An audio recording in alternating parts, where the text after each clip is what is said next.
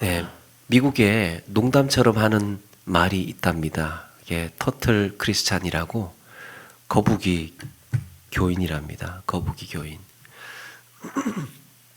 새는 9일 동안 먹지 않고 살 수 있고 사람은 12일 동안 먹지 않고 살 수 있고 개는 20일 동안 견딜 수 있다고 합니다.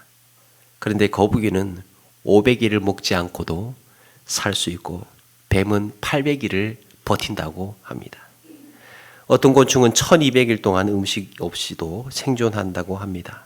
그래서 참다운 양식이 없이 하나님의 말씀 없이 사는 신자를 가리켜서 말씀 없이 사는 신자를 가리켜서 거북이 크리스찬이라고 한답니다. 사랑하는 여러분, 우리는 매일의 삶에서 말씀을 먹어야 합니다. 하루하루 끼니 거르지 않고 말씀 먹고 사시는 우리 모두가 되기를 바랍니다. 기독교는 말씀의 종교라고 할 만큼 하나님의 말씀과 깊은 관계를 맺고 삽니다. 예배 시간의 말씀은 매우 중요한 비중을 차지하고 때로는 성경 쓰기도 우리 같이 하고 또 성경 읽기도 합니다.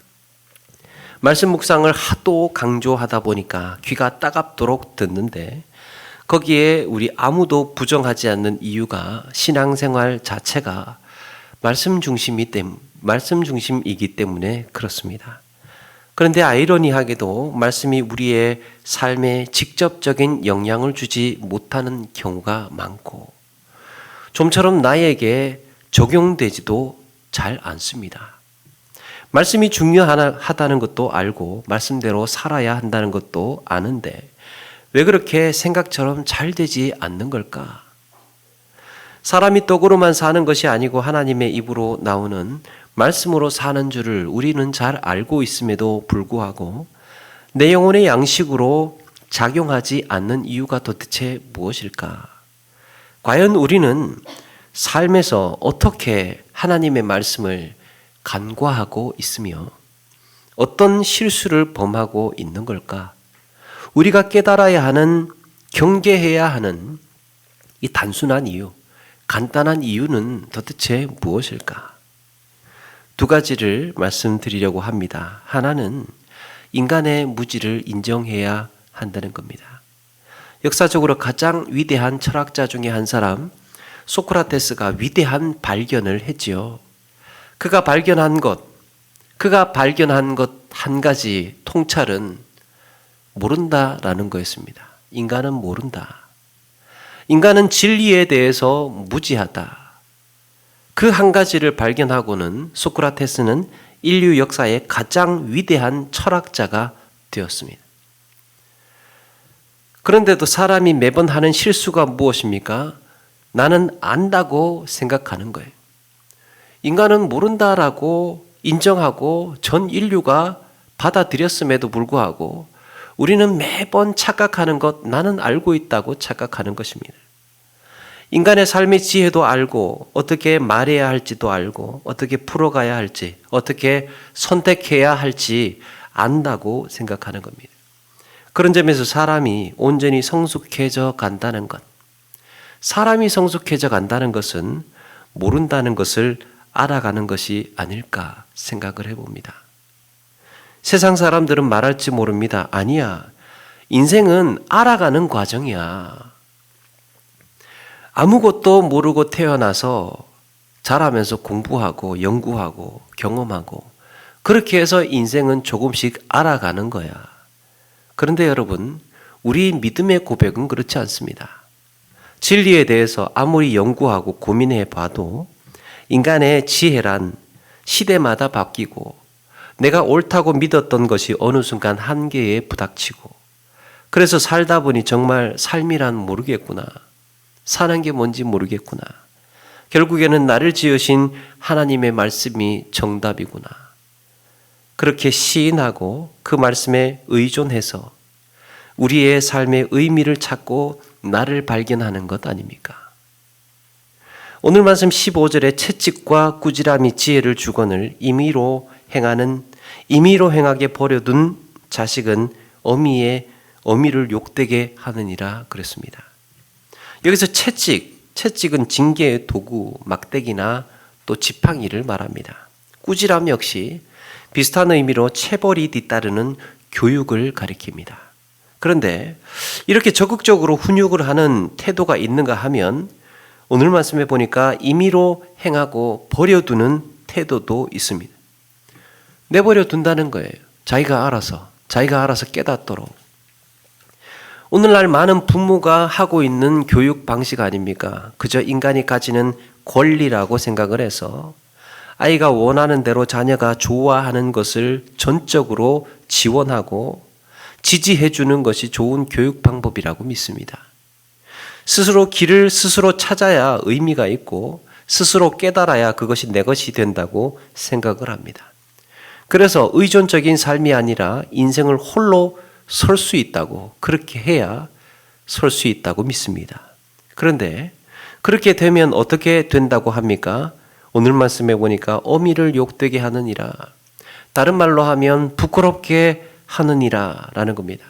책망과 꾸지람을 내려놓고 그저 임의대로 살도록 내버려 둔다면 자식의 인생을 망칠 뿐 아니라 그로 인해서 가족에게 수치를 가져다 주는 존재가 되어 버린다는 겁니다. 이스라엘에는 수치 문화에서 온전한 훈육이 있느냐 없느냐가 매우 심각한 결과를 초래합니다. 그래서 자녀 교육을 어떻게 해야 하느냐의 문제는 인간이 가지고 있는 영원한 숙제인 것 같습니다. 자녀 교육 어떻게 해야 될까? 아예 내버려 둘 수도 없는 것이고 그렇다고 강압적으로 주입하기만 하는 것도 곤란하지요. 제가 한두 해 전부터 이제 가끔씩 원래 세차를 안 하는데 가끔씩 이제 세차를 하고 있는데요. 이 손세차라는 걸 하다 보니까 그 상담학자가 그러더라고요. 사람이 뭔가 무기력하고 스트레스를 받고 힘들 때 청소하고 요리를 해보랍니다. 청소하고 요리를 해보면 뭔가 내가 보람도 있고 또 마음도 후련해지고 그렇게 된답니다. 그래서 그런 효과 때문인지 이 세차를 하고 나면 스트레스 좀 풀리는 것 같고 마음이 상쾌해지는 것 같아요. 그런데 문제가 세차를 하면 할수록 느끼는 건데 하면 할수록 미세하게 자꾸 흠집이 생기고 있다는 걸 발견했습니다. 아니 도대체 세차를 어떻게 하기에 차에다가 손을 대면 될수록 왜 자꾸 흠집이 생기는 걸까? 그래가지고 요즘에 해결사 있죠. 유튜브 거기에서 세차 잘하는 법 이렇게 검색을 해보니까 세차 고수들이 많이 나와가지고 이제 또 그것도 세차를 어떻게 하는지 가르쳐주는 그런 또 영상도 많더라고요. 그래서 그 중에 그런 것들을 좀 보았는데 그 중에 참 인상적인 한마디가 있었습니다. 차에 생기는 흠집의 90%는 차 주인이 만든다는 거예요. 세차를 못해서 관리를 못해서 차와 가장 가까이에 있는 차 주인이 차의 흠집을 90%는 만든다는 겁니다. 세차에도 다 방법이 있고 요령이 있는데 그걸 모르고 그냥 무작정 닦기만 하면 오히려 차를 버린다는 거예요. 그래서 세차를 할 줄 모르는 사람이 차를 닦으면 닦을수록 차에 흠집만 줄 뿐이라는 겁니다. 그 이야기를 보면서 언젠가 읽었던 자녀 교육 관련 이야기가 생각이 났습니다. 자식을 제대로 바르게 양육하고 싶지 않은 부모가 세상에 어디에 있겠습니까? 자녀를 바르게 다 올바르게 양육하고 싶죠. 훌륭하게. 그런데 이런 부모의 선한 의도가 자녀 교육에 방해가 될 수도 있다는 거예요. 오히려 자녀에게 치명적인 상처를 주고 교육을 망칠 수도 있다는 겁니다. 상담학자의 얘기입니다. 이유가 무엇입니까? 내가 어떻게 자녀를 교육해야 하는지 잘 모르기 때문이에요. 내 마음의 정성은 100%예요. 열정은 가득합니다. 사랑도 충만해요. 그래서 아이에게 선한 의지, 선한 뜻을 가지고 잘 가르치려고 정말 잘 가르쳤는데 잘 가르쳤는데 차에 흠집 생기는 것처럼 아이의 마음에 상심이 생기고 흠집이 생겼어요.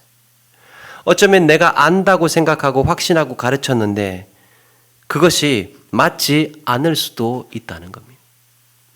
자기 차에 흠집 생기는 90%가 차 주인이 만드는 것처럼 자녀 인생에 자녀가 받는 상처의 90%가 부모가 받게 될 수도 있는 것이죠.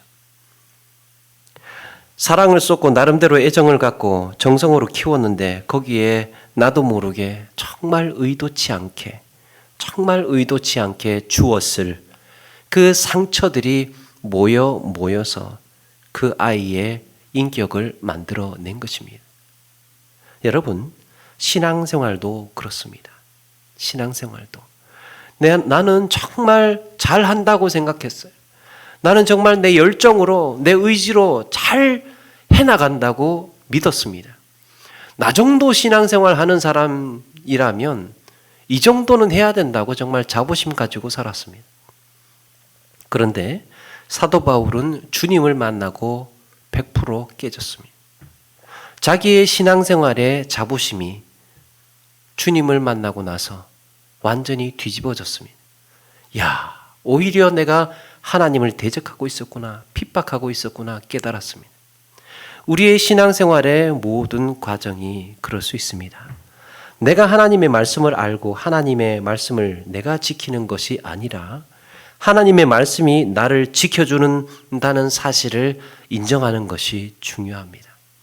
하나님의 말씀이 나를 지켜주는 것입니다. 내가 하나님의 말씀을 지키는 것이 아니라, 내가 직분을 감당하는 것이 아니라 내 직분이 나를 지켜주고 있음을 인정해야 합니다. 내가 능력이 되고 실력이 되어서 내가 이 일을 감당하는 것이 아니라 그 일로 인하여서 오히려 그것이 나를 붙들어주고 나를 이끌어주고 있었다는 거예요. 하나님의 일에 헌신하고 있는 것이 아니라 하나님의 일이 나를 붙들어주고 있는 것입니다. 이게 무슨 말입니까? 삶의 주도권을 나 중심에서 하나님 중심으로 돌려놓아야 변화를 기대할 수 있습니다. 또 하나는 같은 맥락인데 하나님께 여쭈어 보아야 합니다. 하나님께 여쭈어 보는 것. 20절에 보니까 네가 말이 조급한 사람을 보느냐? 그보다 미련한 자에게 오히려 희망이 있느니라. 여기서 조급한 사람보다 미련한 사람이 오히려 희망이 있다 그랬는데요. 이것은 미련한 사람이 되라는 말이라기보다는 앞의 내용을 강조해주고 있는 거예요. 조급한 사람이 되려니 차라리 미련한 게 낫다라는 말입니다. 그러니까 무슨 말입니까? 조급하지 말라는 거죠. 말이 조급한 사람. 그래서 말이 조급한 사람을 우리가 주목해야 되는데요. 이때 말이 조급하다라고 할 때 이 조급하다는 성급하다, 서두르다라는 의미죠. 조급. 경솔하고 성급한 행동이나 말을 가리킵니다. 여러분, 조급함, 성급함, 이게 무엇입니까? 보통의 경우에는 이런 조급함이 생각하지 않고 그냥 본능적으로 툭툭 튀어나오는 말이고 행동이라고 생각할 수 있습니다. 그냥 즉흥적으로 튀어나오는 것. 그런데 여러분, 성경에서 성급하다, 조급하다라고 할 때는 단순히 생각하지 않고 말하거나 행동하는 것을 말하는 것이 아니라 아무리 곰곰이 생각하고 궁리를 한다고 해도요, 사람은 성급한 경우가 될 수가 있습니다. 고민 많이 했습니다. 생각 많이 했어요. 나름대로 정말 짜보았어요, 생각을. 그런데 그것이 성급한 것이 될 수가 있다니까요. 성경이 가르쳐주는 조급함, 성급함은 하나님의 말씀을 묵상하지 않고 혹은 하나님의 말씀을 듣지 않고 하게 되는 모든 자신의 생각을 조급한 것이라고 가르치고 있습니다. 내 생각을 거치고 하는 말이나 행동을 가리키는 게 아니고 하나님의 말씀을 거치지 않고 하는 말이나 행동을 성급하다, 경솔하다, 조급하다라고 하는 것입니다. 이스라엘이 가나안 땅에 들어와서 여리고를 정복하고 아이성을 정복하고 막 승승장구해 가고 있을 때 가까이에 살던 기브온 사람이 덜컥 겁이 났습니다. 야, 이거 큰일 났다. 곧 있으면 우리한테 지금 밀어닥칠 텐데 지금 어떻게 하면 좋으냐. 그래서 이들이 이제 어떻게 할까 고민을 하고 꾀를 냅니다. 누더기 옷을 입고 곰팡이 난 빵을 챙겨서 먼 길에서 온 것처럼 꾸며가지고 누더기 옷 입고 꾸며서 그렇게 해서 이스라엘 진영 길갈로 찾아 들어갑니다. 너희들 누구냐? 그러니까 이 사람들이 우리는 먼 나라에서 왔는데 당신들이 애굽에 나올 때 하나님께서 행하신 일들 우리가 다 보았고 그 어마어마한 홍해 건넜다는 소식도 우리가 들었고요. 광야에서 지나온 모든 무용담, 대적들 다 해치우고 이 가나안 땅을 입성하고 이렇게 밟았다는 소식을 우리가 알고 들었습니다. 그래서 세상에 이렇게 하나님께서 인도하시는 강한 백성은 우리가 본 적이 없습니다. 우리를 거두어 주십시오. 우리와 같이 동맹을 맺읍시다. 우리와 같이 조약을 맺읍시다. 이렇게 다가온 거예요. 이야기를 듣고 있던 이스라엘 지도자들이 어깨가 으쓱해집니다. 참나 이 사람들 사람 좀 볼 줄 아는구나 하면서 덥석 그들과 동맹을 맺습니다. 그런데 그때 성경에서 이렇게 기록을 합니다. 여호수아 9장 14절 이하에 무리가 그들의 양식을 취하고는 어떻게 할지를 여호와께 묻지 아니하고 여호수아가 곧 그들과 화친하여 그들을 살리라는 조약을 맺고 회중 족장들의 그들에게 맹세하였더라. 여호수아를 비롯한 이스라엘 지도자들은 분명히 생각했을 겁니다. 그런데 어떤 생각을 했습니까? 가만히 듣자 하니까 우리가 대단하다는 것도 알고 이 사람들이 참 기특하게 우리를 존경하는 마음에서 이곳까지 이렇게 딱 먹을 거 싸들고 이렇게 찾아온 거 보면 참 사람들 정성을 봐서라도 우리가 받아줘야 하지 않겠어? 이렇게 생각을 했던 거예요. 자기를 추켜오는 이 기브온 사람들의 꾀에 꼬임에 넘어가서 이 사람 친구해야 되겠네? 받아줘야 되겠네? 나를 세워주니까 나에게 박수를 쳐주니까 내 곁에서 함께 동행하자고 손을 내미니까 나를 알아주니까 그렇게 친구를 맺었던 겁니다. 이스라엘이 이들과 조약을 맺고 난 다음에 사흘 만에 이들이 바로 옆에 있는 기브온 사람이라는 것을 알게 됩니다. 이스라엘 백성들이 원망을 합니다. 이제 어떻게 할 거냐고. 아니 우리 땅에 우리 땅 될 이 가나안 땅 그 일부를 지금 고스란히 그대로 손도 못 대고 내주게 생겼다. 당신들 때문에 그 성급함, 그 조급함 때문에 약속하는 바람에 지금 어떻게 할 거냐. 그러면서 원성이 자자했습니다. 그래도 어쩌겠습니까? 이미 조약을 맺은 후였는데. 그런데 이날 이후에 이 조약 때문에요. 이스라엘 전체 역사에서 두고두고 후회하는 혹독한 대가를 치릅니다. 곁에서 이들은 찔레가 되고 이들은 가시가 되어서 옆구리를 찌르는 가시가 되어서 바로 이들 때문에 우상들이 이스라엘 백성들 가운데에 스며들어가고 타락하고 부정한 일들이 무수하게 일어납니다. 이스라엘이 하지 않은 한 가지, 왜 이런 재난이 일어났습니까? 왜 이런 끔찍한 일이 혹독한 대가를 치러야 하는 이런 일이 일어났습니까? 여호와께 묻지 않았기 때문에. 사랑하는 여러분, 하나님께 묻지 않고 내리는 판단이며 생각이며 모든 행동은 그래서 성급한 것입니다. 물론 내가 하나님께 여쭙는다고 해서 그때그때 하나님께서 필요한 답을 그때그때 주시면 얼마나 좋겠습니까? 하나님은 매번 매 순간마다 내가 원하는 답을 주시지는 않습니다. 하나님의 응답을 듣는 데는 여러 가지 채널을 종합적으로 귀 기울이고 판단해야 합니다. 먼저 성경에서 뭐라고 말씀하는가? 성경에서 뭐라고 말씀하는가? 성경의 내용을 알아야 합니다. 문맥을 이해해야 합니다. 그래서 그 성경에서 가르치는 메시지를 깨달아야 하는 거죠. 성경에서 내 일상의 모든 문제를 구체적으로 말씀해 주는 것은 아니죠. 그런데 원리를 보는 거예요.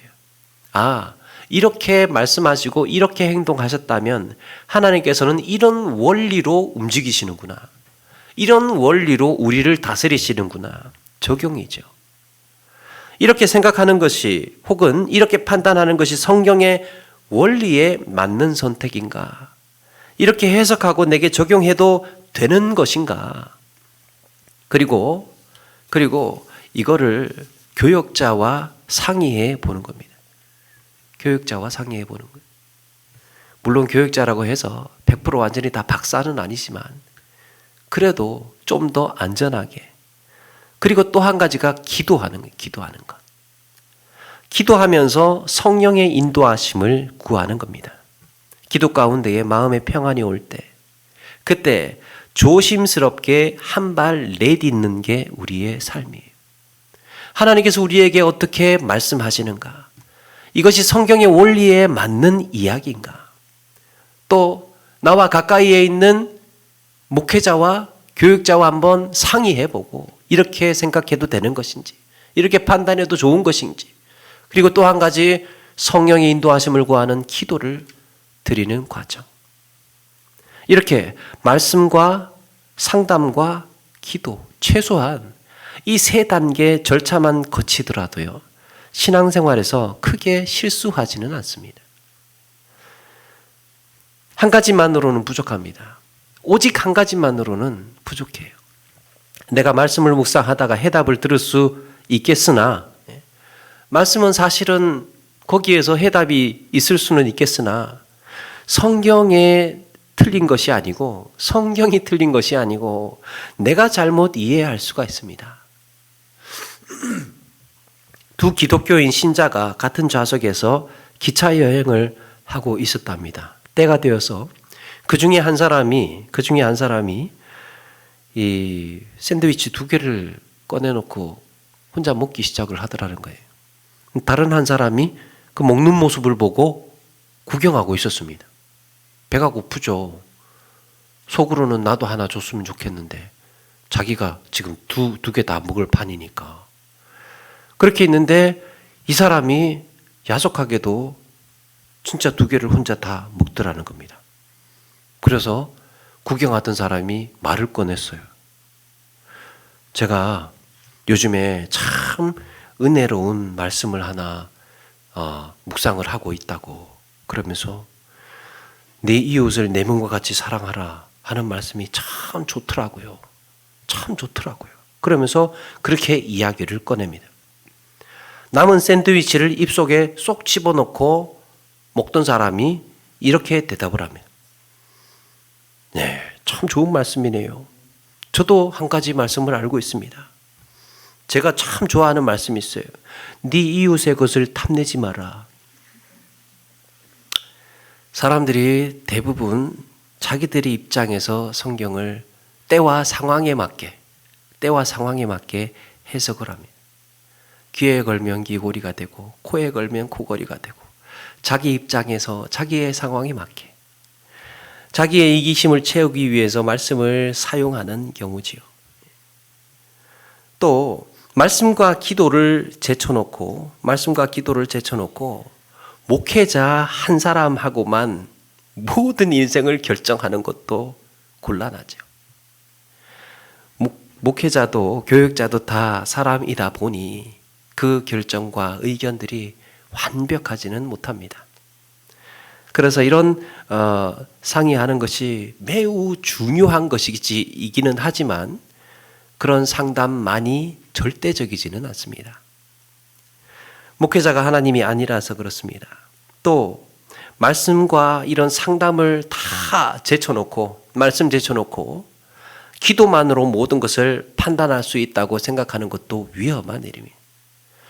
그냥 기도하는데 음성이 벌컥 들렸어요. 음성이 벌컥. 교회 세우라 막 이러면서 음성이 그냥 어느 날 갑자기.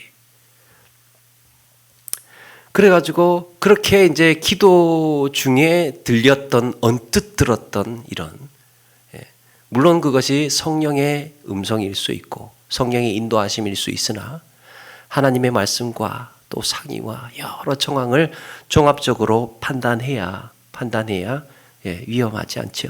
이렇게 하나님의 뜻을 알고 하나님께서 하시는 말씀에 귀 기울이려는 그런 정성과 또 노력과 수고가 필요하다는 거예요. 적어도 이 세 단계를 거치는 겁니다. 특별히 사업을 시작할 때라든지 어떤 인생의 중요한 문제를 결정해야 할 때라든지 또 나름대로 신앙생활에 문제나 어려움을 당했을 때라든지 문제는 묻지 않는다는 겁니다. 묻지 않는다는 거예요. 말씀에서 뭐라고 가르치고 있는지도 묻지 않고 기도해 보지도 않고 상의해 보지도 않고 그냥 일 다 끝내놓고 일 다 해놓고 기도해 주십시오. 기도해 주십시오. 이게 아니라 먼저 하나님의 뜻을 구하고 들어야 한다는 거예요. 여쭈어 보아야 한다는 겁니다. 신앙생활에서는 매우 중요한 습관이에요. 이게 매우 중요한 습관. 내 감정보다 내 생각보다 내 계획보다 내 경험보다 하나님의 뜻을 구하고 거기에서 오는 메시지에 내가 굴복할 수 있느냐 없느냐 여부에 따라서 때로는 위기를 비껴갈 때도 있고 내가 생각지 못했던 일들을 깨달을 수도 있는 겁니다. 말씀에 의지하고 기도하는 가운데에 진행되는 일과 그냥 내 생각대로 밀고 나간 일에는요, 열매가 다릅니다. 깨달음이 달라요. 하나님은 묻지 않은 그 자체만으로도 크게 심판하시기도 합니다. 하나님은 묻지 않은 그 자체만으로도 왜 나에게 물어보지 않았느냐? 왜 나에게 구하지 않았느냐? 이스라엘의 초대왕 사울이 그가 왕이었을 때 블레셋이 침공해 들어옵니다. 사울은 길보아에서 전투를 치러야 했습니다. 그런데 우리가 아는 바와 같이 이 사울은 이 전투에서 그만 죽게 됩니다. 성경은 사울의 죽음을 이렇게 기록합니다. 역대상 10장 13절에 사울이 죽은 것은 여호와께 범죄하였기 때문이라 그가 여호와의 말씀을 지키지 아니하고 또 신접한 자에게 가르치기를 청하고 여호와께 묻지 아니하였으므로 여호와께서 그를 죽이시고 여호와께 묻지 아니하였으므로 여호와께서 그를 죽이시고 그 나라를 이새의 아들 다윗에게 넘기셨더라. 사울이 정작 물어야 할 분은 하나님이었습니다. 그러나 사울은 신접한 여인을 찾아갑니다. 하나님께 묻지 않음으로 인하여서 그 대가를 치른 거예요. 대가를 치른 거. 바울은 아시아 쪽으로 선교를 하고 싶었습니다. 자기 복음의 열정, 내가 하고 싶었던 계획은 아시아였어요. 저 큰 아시아 대륙으로 하나님의 복음을 전하리라. 그런데 아무리 가려고 해도 몸부림을 쳐도 길이 열리지가 않더라는 겁니다. 그런데 하나님의 마음은 어디에 있었습니까? 마게도냐를 통해서 유럽을 전도하게 하실 계획을 갖고 있었습니다. 로마로 보내실 계획을 가지고 있었습니다. 바울이 진작에 하나님께 여쭈었다면 바울은 그런 시행착오 겪지 않고 더욱 시간을 아끼고 순탄하게 전도 여행을 할 수 있었을 겁니다. 다윗은 잃어버렸던 법궤를 예루살렘으로 가지고 오고 싶었습니다. 그래서 온 정성을 다해서 준비해서 성대하게 법궤를 옮기려고 했습니다. 인간이 할 수 있는 정말 최대의 정성을 다 쏟아서 인간이 할 수 있는 최대의 노력을 다 기울여 가지고 얼마나 계획을 하고 얼마나 성대한 행사로 기획을 했겠습니까? 다윗이 그러나 기록된 말씀을 조금만 더 관심을 갖고 하나님의 뜻에 귀를 기울였다면 날뛰는 소 때문에 그걸 붙들었던 우사가 그날 죽지 않았을 겁니다. 그 행사가 완전히 그 행사가 완전히 그 일 하나 때문에 멈춰버리게 되죠. 망가진 겁니다. 여러분, 신앙생활은 정성스럽게 성의를 다해서 크게 훌륭하게 하는 것보다 말씀대로 하는 것이 중요합니다. 크고 위대하게 훌륭하게 틀림없이 하는 것보다 하나님께서 뭐라고 말씀하시는지가 중요해요. 하나님이 기뻐하시는 대로 하는 태도가 필요합니다. 그래서 우리는 하나님의 말씀에 귀 기울여야 하고 하나님의 말씀대로 하기 위해서 애써야 합니다. 아무리 화려하면 어디에 쓰겠습니까? 아무리 거창하고 아무리 대단하게 하면 그게 뭐가 필요하겠습니까? 하나님의 뜻이 아니라면. 사도 바울은 그의 동역자들에게 그래서 이렇게 말씀하고 있습니다. 지금 내가 여러분을 주와 및 그 은혜의 말씀에 부탁하노니 그 말씀이 여러분을 능히 든든히 세우사 거룩하게 하심을 입은 모든 자 가운데 기업이 있게 하시리라. 당신들 말씀 붙들어라. 내가 지금 이렇게 당신들과 헤어지고 당신들을 떠난다 하더라도 말씀 붙들고 있으면 그 은혜의 말씀에 부탁하고 있으면 넘어지지 않을 것이고 온전히 성장할 수 있으리라. 그렇게 말씀하고 있습니다. 사랑하는 여러분, 우리의 자녀, 우리의 삶을 주와 및 그 은혜의 말씀에 부탁할 때 우리는 주님과 아름다운 동행을 하는 것입니다. 주님의 말씀을 따라서 거기에 지혜를 얻고 의지하면서 살아가시는 우리 모두가 되기를 바랍니다. 말씀을 마칩니다. 사랑하는 여러분, 하나님의 말씀이 우리에게 온전한 지혜를 주시는 줄로 믿습니다. 이런 지혜를 우리의 삶의 양약으로 삼기 위해서는 나의 무지를 철저하게 인정하고 하나님께 여쭙는 지혜가 필요합니다. 그것이 말씀과 동행하는 삶이에요. 인간의 교만은 바로 이런 곳에 숨어 있습니다. 그래서 우리를 설득해 옵니다. 네가 생각하는 것이 하나님의 뜻이잖아. 네가 생각하는 것이. 뭘 번거롭게 매번 물어보냐. 그냥 알아서 하는 거지. 하나님도 다 아시고 뒷감당해 주시겠지. 물론 하나님께서 우리를 불쌍히 여기셔서 건져주시고 은혜를 주실 것이지만 더욱 지혜로운 태도는 내 삶의 걸음걸음마다 하나님의 말씀을 앞세우는 것입니다. 무슨 일을 시작하든지 간에 거기에 하나님의 말씀이 앞서 있는 거예요. 여러분, 이것이 말씀보다 앞서지 않는 삶입니다.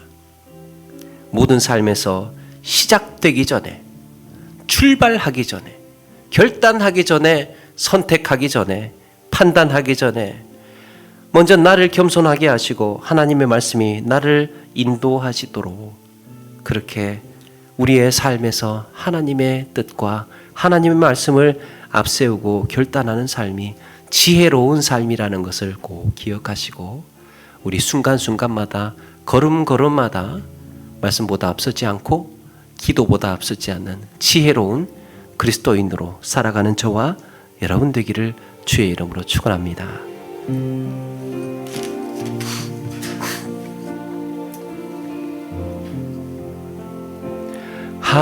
하늘에 나는 새도 주 손길 돌보시네. 온 땅에 충만한 주 사랑으로 내 마음을 덮으소서. 주 나를 부르셨네. 주의 영광 위에 모든 사랑 이끄소서. 주의 영광으로 말씀 향하여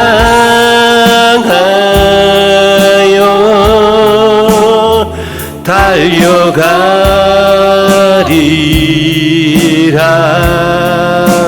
힘도 아니 능도 아니 오직 성령으로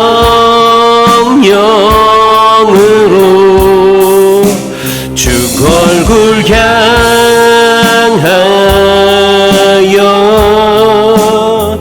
달려가리라.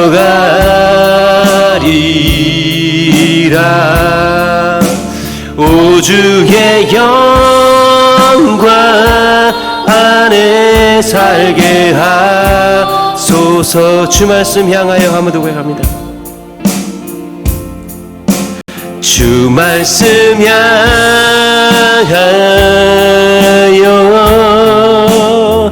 달려가리라.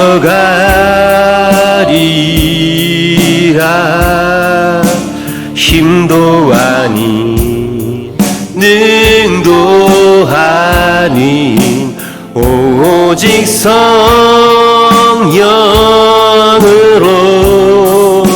주 얼굴 향하여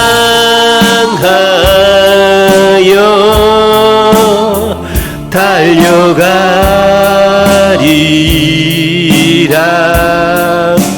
오 주의 영광 안에 살게 하소서.